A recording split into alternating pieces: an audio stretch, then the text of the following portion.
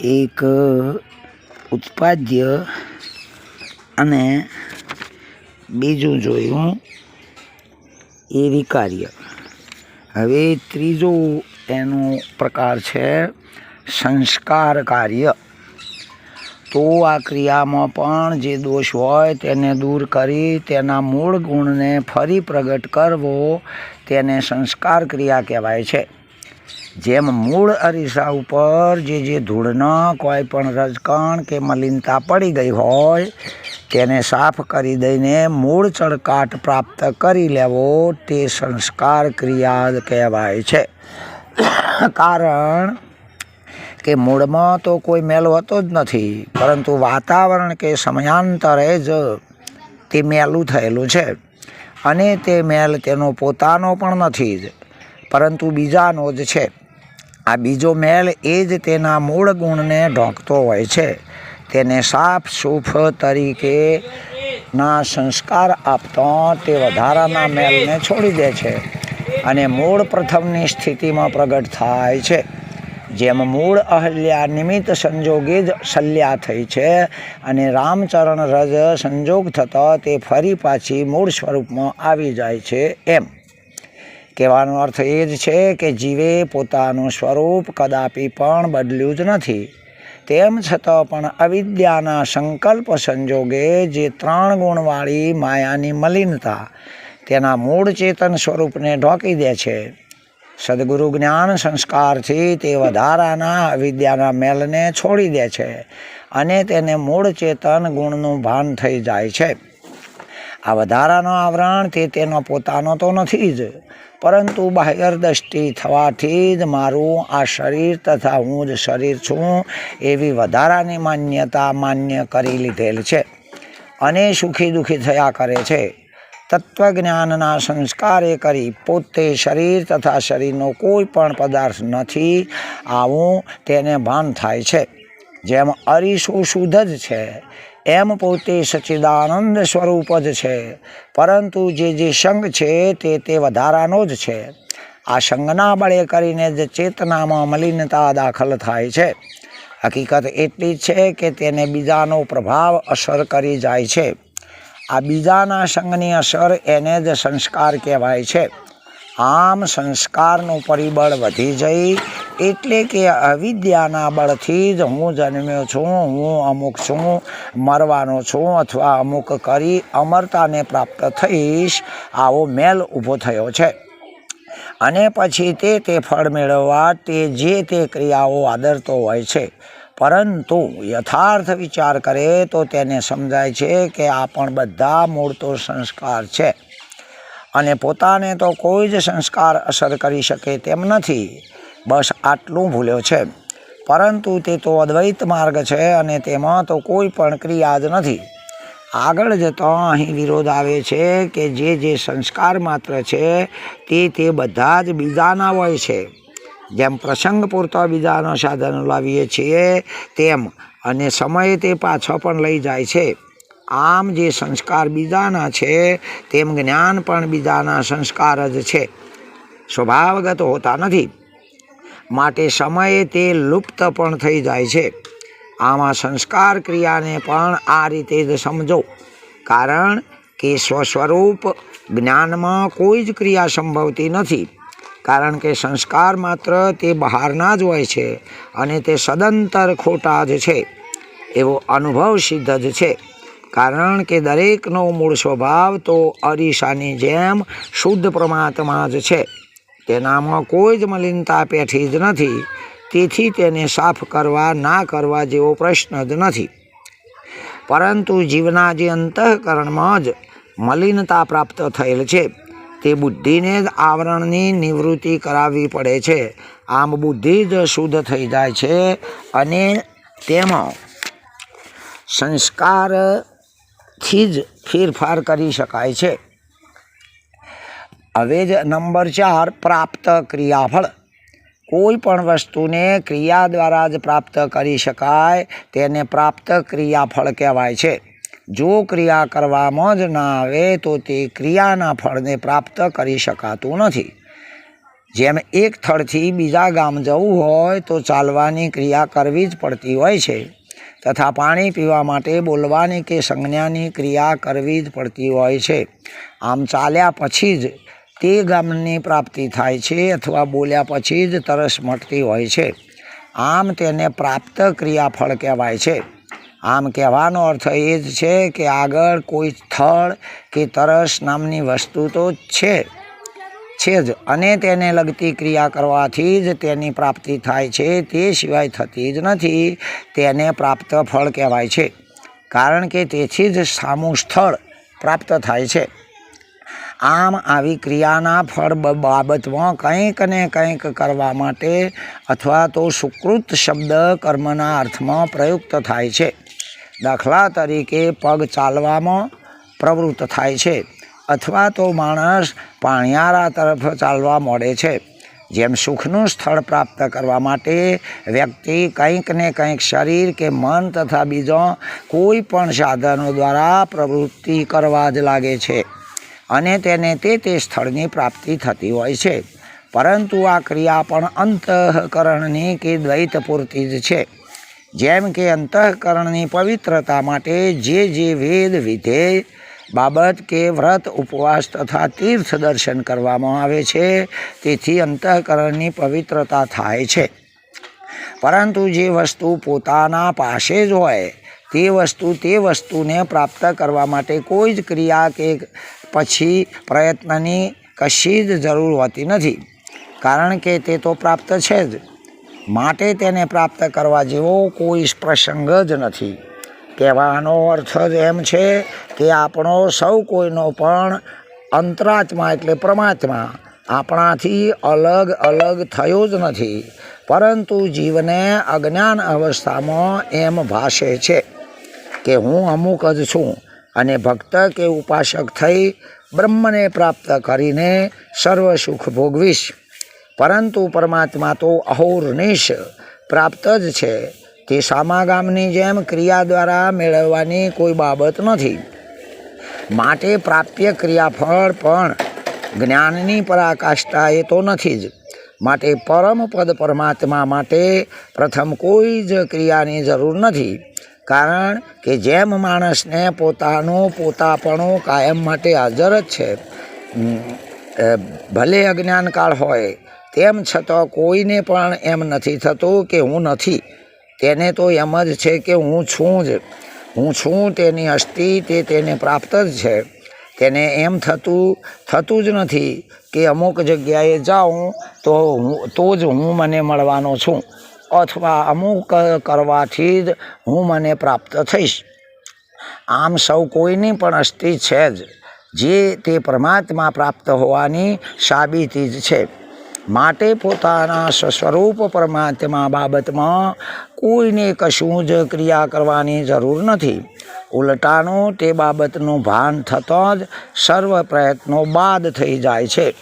માટે જ્ઞાનાગ્નિ સર્વ કર્મ ભસ્માણી એમ કહેલું છે. માટે ક્રિયા માત્ર પણ અજ્ઞાનની સાબિતી જ છે. અજ્ઞાન કાળમાં જે તે થાય તે સાચું તો નથી જ હોતું. જેમ માણસ ઊંઘમાં બકવા કરે એ બધો જ નકામો છે, તથા તેનું કારણ પણ ઊંઘ જ છે. એમ અવિદ્યા સંજોગે જાણવું, જો તે જાગી જાય તો કોઈ જ નથી, કારણ કે તેના કારણો જ બાદ છે. આમ જે પોતાના આત્મામાં જ પ્રેમ ધરાવનારો છે, આત્મામાં જ સદા સંતુષ્ટ છે તથા આત્મામાં જ તૃપ્ત છે, એટલે કે હું આત્મા જ છું, બીજું કોઈ પણ નથી.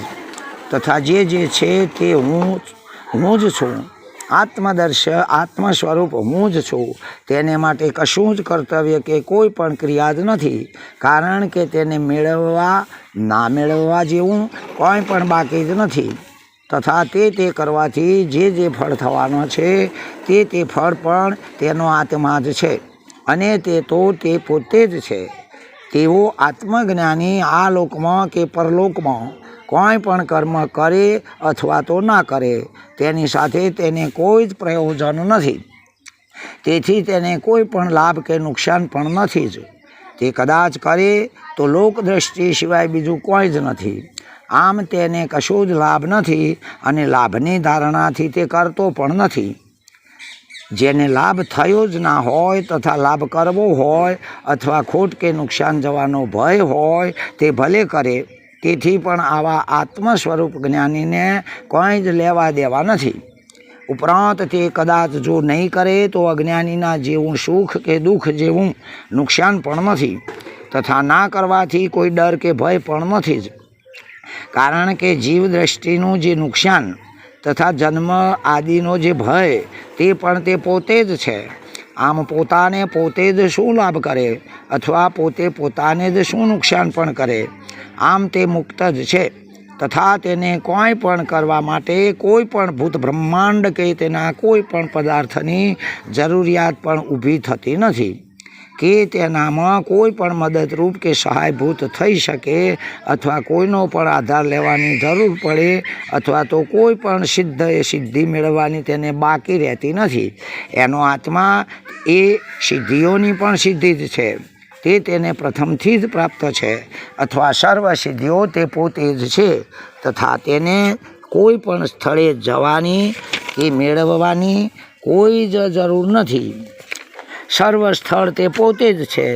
જે આવા તત્વજ્ઞાનથી જ નિઃસંગ થયો છે તેને કોઈ જ કર્તવ્ય નથી અને જો રહે તો તે તત્વવેતા નથી એમ નક્કી માનવું. કારણ કે જે બ્રહ્મવેત્તા છે તે તો જીવિત અવસ્થામાં જ મુક્ત છે. જે આવી બ્રહ્મ સ્થિતિને પ્રાપ્ત થયો છે તે જ્ઞાન ભાસમાં જ રત રહે છે, જ્ઞાનાભ્યાસમાં એમ. અને તેમજ તત્પર તથા વિરક્ત જ હોવાથી તે કોઈ પણ કર્તવ્યની ચિંતા કરતો નથી તથા સર્વ ચિંતા છોડી દઈને કેવળ જ્ઞાનને જ પોતાના આત્માને જ મહાન પ્રાપ્ત સમજે છે. પરંતુ જેને કંઈક ને કંઈક વર્ણાશ્રમ ધર્મનું અભિમાન છે એ જ સર્વ કંઈ કરતો જ હોય છે અથવા કરવામાં પ્રવૃત્ત થાય છે. તેનો અર્થ એ જ થાય કે તે સંપૂર્ણ જ્ઞાની તો નથી જ અને કોઈને કોઈ ખૂણામાં રહેલું તેનું અજ્ઞાન જ આમ કરાવે છે. આમ તે મોહને વશ જ થયેલો માનવો. તેથી તે કંઈકને તજવા અને કંઈકને મેળવવા માટે જ આમ કરે છે. હકીકતમાં તેને ખબર જ નથી. તેથી જ તે બીજે સુખ હોવાનું જ વિચારે છે. એમાં કોઈ સંદેહ નથી. તથા આવા લોકોને જ કામ, ક્રોધ, મોહ, લોભ, મદ, ભેદ દ્રષ્ટિ, ધર્માધર્મ, પંચ સંપ્રદાય તથા કર્મો તથા તેના ફળની અસર થાય છે. જે અને તેમને વશ થતો દેહ ધારણ કરવો જ પડતો હોય છે અને જન્મ મરણ ભોગવ્યા જ કરે છે. બાકી જ્ઞાનકાળમાં તો આવું કશું જ હોતું નથી કે જે કોઈ પણ કરે. કારણ કે તેનું મૂળ કારણ તેનો દેહ જ છે. દેહ હોય તો અવશ્ય કલેશ થવાનો જ છે. પરંતુ જે આત્મજ્ઞાન રૂપી વિદ્યા દ્વારા દેહરૂપ વિદ્યાનો ત્યાગ કરે છે તેને ધર્મ કે અધર્મ વગેરે આ લોકમાં જ નષ્ટ થઈ જાય છે અને સંસાર બંધનથી મુક્ત થઈ જાય છે. આમ જે જ્ઞાનામૃતથી તૃપ્ત થઈ ગયો છે એ યોગી જ છે. આમ આવા યોગીને માટે પછી કોઈ જ કર્તવ્ય જ નથી. આમ તે સર્વથા પૂર્ણ તથા સમદ્રષ્ટિવાન જ છે. તેને પછી બીજાના દેહો પણ રહેતા જ નથી તથા બીજો કોઈ પણ અમુક ક્રિયા કે ઈચ્છા કરે એવું કોઈ પણ રહેતું નથી. આમ તેના માટે જ સર્વ કોઈ પણ મુક્ત જ છે અર્થાત પોતાનો આત્મા જ છે. માટે આત્મા તો બીજો કોઈ જ નથી અને તેને કરવાનું પણ કોઈ જ નથી. આવો તેનો અનુભવ હોય છે. આમ આવા વિદ્વાન પુરુષે પોતાનામાં કોઈ પણ ઈચ્છા કર્યા વગર જ 100 વર્ષ સુધી પણ કર્મ કરતા જ રહેવું. ફક્ત કરતા કર્મ કે ફળ તેવા ભાવનો જ સદાકાળ ત્યાગ કરવો. ટૂંકમાં ભાવના જ તજી દેવી. બીજું કોઈ પણ ત્યાગ કે નવું સજવાની ભાવના જાગ્રત થવા જ ના દેવી. એ જ રીતે તેની પરમ સ્થિતિ છે. પરંતુ કોઈ પણ પ્રકારનું કર્મ કરવાની જે વિવિધ નિયમો છે તે તમામ ફક્ત અજ્ઞાનીના માટે જ છે તથા કલ્પિત જ છે. આમ જ્ઞાની પોતાની સ્વેચ્છાથી લાખો પ્રકારના કર્મો કદાચ કરે તો પણ તેને તેથી ગભરાવવાની કોઈ જરૂર નથી. માટે ભયભીત થઈ બેસી રહેવું યોગ્ય નથી, કારણ કે તેણે અજ્ઞાનથી પ્રભાવિત થઈ તેવા કર્મો કર્યા જ નથી. માટે અઘોર કર્મ તથા તેનો ફળ પણ જ્ઞાનીને બાંધવાને શક્તિમાન નથી. આમ તેને કોઈ પણ જન્મ મરણ કરાવવાને સમર્થ નથી જ. સર્વનો અધિપતિ તે પોતે જ છે, તેનું તેને ભાન જ છે. આમ જ્ઞાનીએ બને તેટલો પુણ્ય પાપાદિ કરીને જ જીવવાની ઈચ્છા રાખવી જોઈએ એવું શિવ ધર્મોત્તરમાં કહ્યું છે. તથા તેના ફળથી સંકુચિત થવું નહીં. જેમ અગ્નિમાં સર્વ પ્રકારનો કાષ્ટ ભસ્મ થાય છે, તેમ આવી સ્થિતિએ કર્મ તથા ફળ બળી જાય છે. જેમ કમળ ઘણા પાણીમાં હોવા છતાં પણ કોહવાઈ જતું નથી, તેમ તેને રાગદ્વેષ કોઈ અસર કરતો નથી, અર્થાત સ્વર્ગ નર્કને પ્રાપ્ત થતો નથી. જેમ મંત્ર બળવાળો પુરુષ સર્પોની સાથે પણ રમતો હોવા છતાં સર્પદંશનું ઝેર તેને ચડતું જ નથી, એમ તત્વજ્ઞ પુરુષ વિષયો સાથે ક્રીડા કરતો હોવા છતાં પણ તત્વજ્ઞાનના પરિબળોથી વિષયરૂપ સર્પોનું ફળરૂપ ઝેર તેને લાગતું નથી. જેવી રીતે ખાધેલું ઝેર પણ મંત્ર કે ઔષધિના સામર્થ્યથી પચી જ જાય છે, એ જ રીતે જ્ઞાનીના બધા જ કર્મો તથા તેનો ફળ જ્ઞાનના સામર્થ્યથી નષ્ટ થઈ જાય છે. છેવટે આવા જ્ઞાનીને કદાચ દેહ હોવા છતાં પણ તેને દેહ પણ કોઈ રીતે જ સતાવી શકતો પણ નથી, કારણ કે દેહ તથા કર્મોના આધારે તે થયેલો જ નથી, પણ તેના પોતાના આધારેથી જ દેહ તથા બીજા કર્મો પણ રહેલો જ છે. આમ આધારિત વસ્તુ તેના આધારનું કોઈ પણ લાભ નુકસાન કરી શકે તેમ નથી. આમ પ્રથમથી જ નક્કી છે, તેથી તેને જાણ જ છે. આમ જ્ઞાન એ જ સર્વોપરી સ્થિતિ તથા સર્વોદ્ધાર મૂળ છે. આવું અદ્વૈતવાદીઓનું માનવું છે. જે અનુભવગમ્ય સ્થિતિ જ છે, તે અદ્વૈત માત્રનો જરા પણ લેશ પ્રવેશ જ નથી. અને જો પ્રવેશ કરવા જાય તો જેમ પ્રકાશના સંગે અંધકાર પણ પ્રકાશ જ થઈ જાય છે, એમ આવા જ્ઞાનીના પ્રભાવ માત્રથી જ સર્વ કોઈ પણ જ્ઞાન સ્વરૂપ થઈ જાય છે, આત્મા સ્વરૂપ જ થઈ જાય છે. દરિયો, નદી, ગટર, ગંગા કે વરસાદને પણ દરિયા સ્વરૂપ જ બનાવી દે છે. આમ તે સમર્થ જ છે, જેમ સમર્થકો ન દોષ ગુણસાઈ. ઓમ તત્સત. પરમાત્માએ સદગુરુ મહારાજનો જય.